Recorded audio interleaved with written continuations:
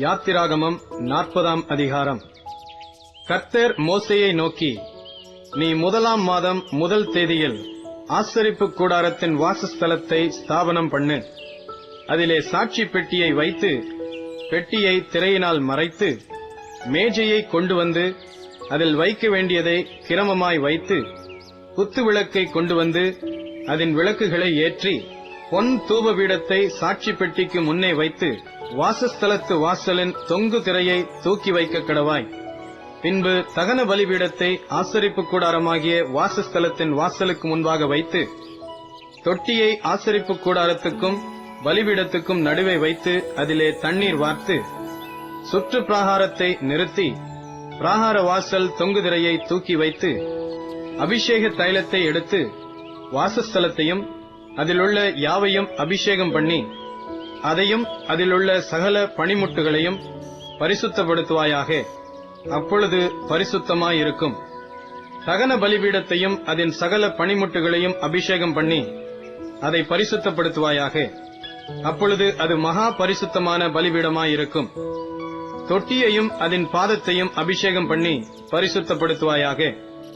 பின்பு ஆரோனையும் அவன் குமாரரையும் ஆசரிப்பு கூடார வாசலில் வர செய்து அவர்களை ஜலத்தினால் ஸ்நானம் பண்ணுவித்து ஆரோனுக்கு பரிசுத்த வஸ்திரங்களை உடுத்தி எனக்கு ஆசாரிய ஊழியம் செய்யும்படிக்கு அவனை அபிஷேகம் பண்ணி அவனை பரிசுத்தப்படுத்துவாயாக.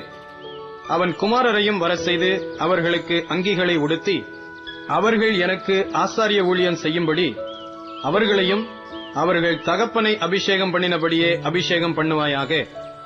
அவர்கள் பெறும் அந்த அபிஷேகம் தலைமுறை தோறும் நித்திய ஆசாரியத்துவத்துக்கு ஏதுவாயிருக்கும் என்றார். கர்த்தர் தனக்கு கற்பித்தபடியெல்லாம் மோசே செய்தான்.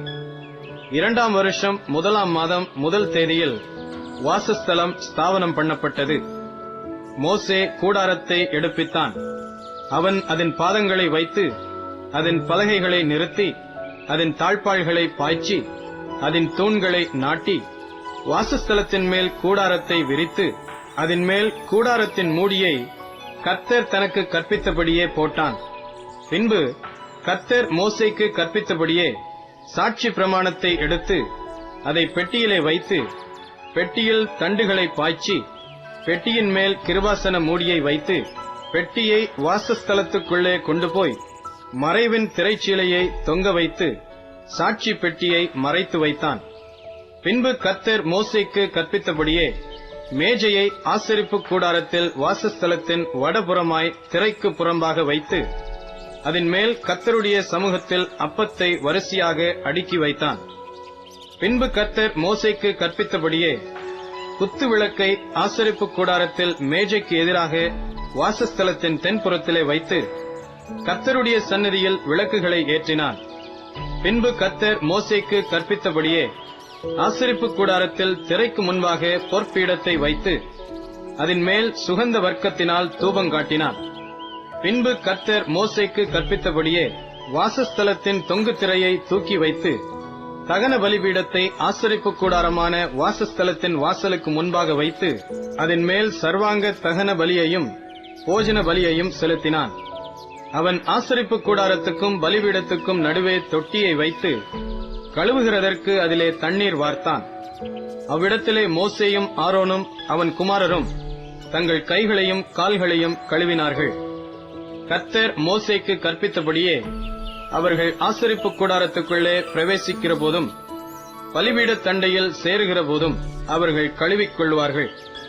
பின்பு அவன் வாசஸ்தலத்தையும் பலிபீடத்தையும் சுற்றி பிராகாரத்தை நிறுத்தி பிராகாரத்தின் தொங்கு திரையை தொங்க வைத்தான். இவ்விதமாய் மோசே வேலையை முடித்தான்.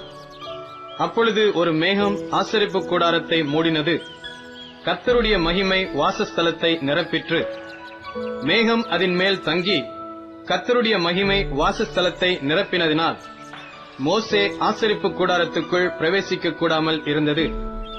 வாசஸ்தலத்திலிருந்து மேகம் மேலே எழும்பும்போது இஸ்ரவேல் புத்திரர் பிரயாணம் பண்ண புறப்படுவார்கள்.